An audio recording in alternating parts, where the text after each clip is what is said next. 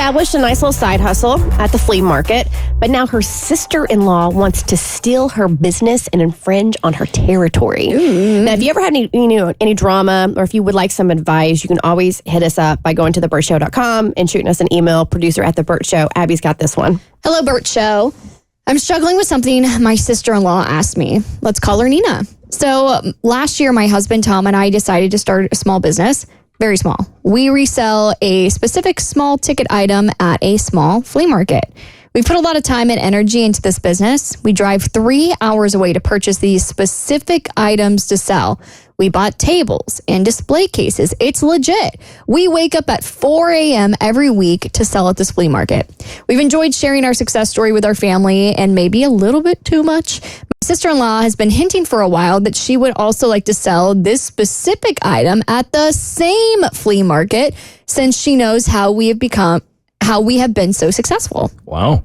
I told her nicely that by doing that, she would basically be taking profits from us. She had let it go for a while, but now has gone to her mother to ask my husband, her son, if we can let her buy and sell the same items so she can make some extra money. For context, we have 3 kids and a grandchild. We're putting our oldest daughter through college, and I work part-time, and my husband runs his own business. Nina has no kids and is a teacher, and her husband is a contractor. They make decent money, probably the same income as us. I told my husband that the only thing I think would be okay is if she's going to sell the exact same item as us, but then go to another flea market to sell. She said she likes this flea market because it's so busy, but she said that she will stay on the other side away from us and she will sell them at the same price as us. I said, absolutely not. That's directly taking from our profits. Am I wrong? I don't think I am. Thanks. Name. Do you think she's wrong? Yes. The mom, I think the mother-in-law is definitely wrong. I don't see how you could do this and think it's okay. I feel like it would be one thing if she wanted to help the business, maybe help extend the business, do things to help them also get their business growing. But to become competition to them seems like that's just calculated and wrong. And I think her son needs to have a serious talk with his mother. It sucks. And I know it must be really frustrating because you feel like, okay, she's going to just copy our entire business plan, something that we worked really hard on. And then she's just going to do the same thing without all the struggle and take away our profits. Maybe not be as successful because now you're splitting the consumer base. But I can see how you would be so enraged by that because I would feel the same way. But if there's anything I've learned from running my own quote unquote small business, which is my podcast, is that a lot of people get really excited about starting things and the potential of creating something that you've done. Like they see what you did and they're like, okay, I'm just going to do that same thing and have the same results. But starting a business, no matter what it is, takes so much perseverance and consistency that most people burn out. So even if she starts this and makes some money, she's probably going to realize that this wasn't actually something that she was passionate about or excited about, and probably dwindle off as she realizes that she's not going to be as successful as you were originally because now y'all are splitting the same consumers. I 100% agree with you on that. She thinks she can do this, and when she starts doing it, she's probably going to be like, wow, this is a lot harder than I thought it was going to be, and isn't, it's going to end up dropping it. I do think that's like, if we had a crystal ball, that's probably what's going to happen.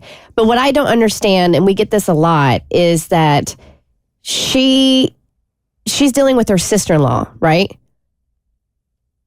Why isn't your husband talking to his sister? Like, and you and your husband do this, like you and Tom decided to start a small business and you do this together. This is his family. He needs to step up. Like, I don't think like you have to be the one to put your foot down and look like the bad guy.